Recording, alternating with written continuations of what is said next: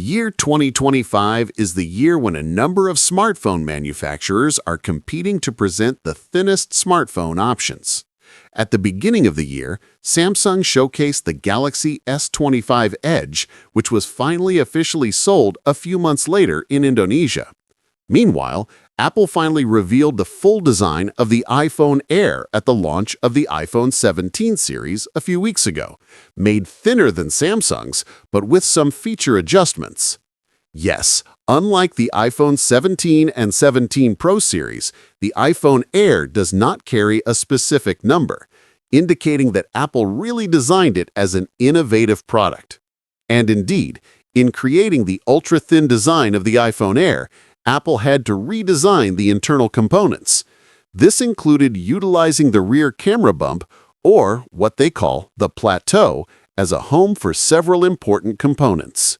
Just like the Galaxy S25 Edge, which doesn't have as many features as the Galaxy S25 Ultra, the iPhone Air's slim and lightweight design also requires certain hardware aspects to be cut back. What are they? Let's discuss them one by one.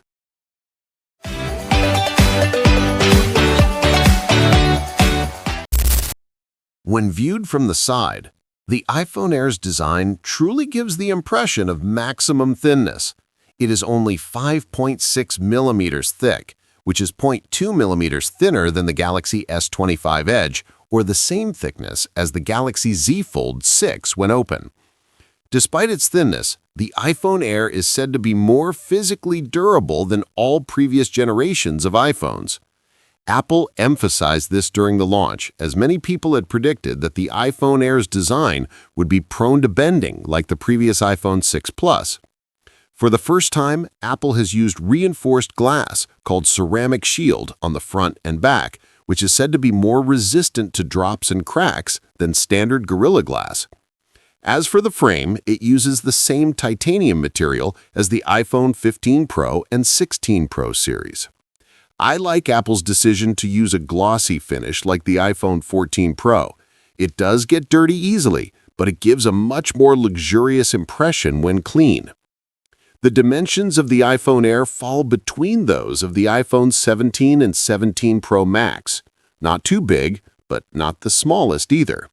Because it's thin, it feels even more comfortable in your hand. It weighs just 165 grams, 2 grams heavier than its competitors, but this gives it a more solid feel. IP68 certification also makes the iPhone Air safe for diving underwater to a depth of 6 meters. On the right side, you can still find the camera control for quick access to the camera and visual intelligence features. On the left side, there is no SIM card slot. Not just in the US, all iPhone Air variants come without a physical SIM card slot, meaning they only support eSIM. This is so Apple can fit a larger battery, filling the entire area under the plateau.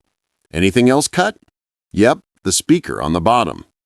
The iPhone Air's ultra-thin design means Apple can only fit a mono speaker in the earpiece. For a mono speaker, I think the output is clear and loud. However, it does sound thinner without bass and may not be loud enough for scenarios such as making calls on speakerphone or listening to a podcast in a crowded or large room. In short, just like the Galaxy S25 Edge, you'll appreciate the iPhone Air's design innovation more when you hold it in your hands. It feels extremely thin, but is far from fragile. Ideal for those seeking a smartphone with a minimalist profile, easily fitting into various pocket sizes or designer bags, or for runners who want a smartphone whose weight isn't noticeable when placed in a pocket or pouch.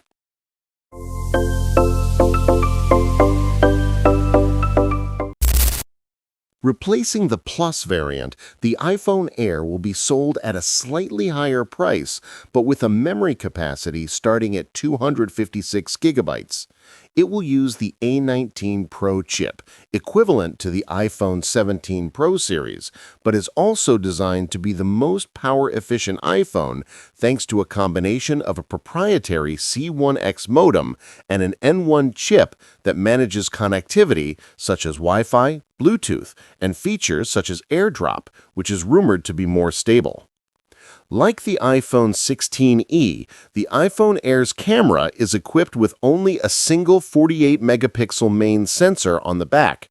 During a brief test, the 26mm camera with OIS produced satisfying images in various lighting conditions.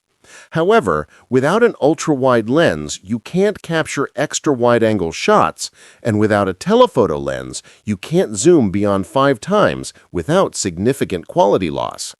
Additionally, the cinematic video recording feature is also absent, meaning there's no portrait video option. Up front, there are no options either, even though it uses the latest 18-megapixel center stage sensor that can take landscape ratio photos while keeping the smartphone in portrait orientation, making group selfies easier.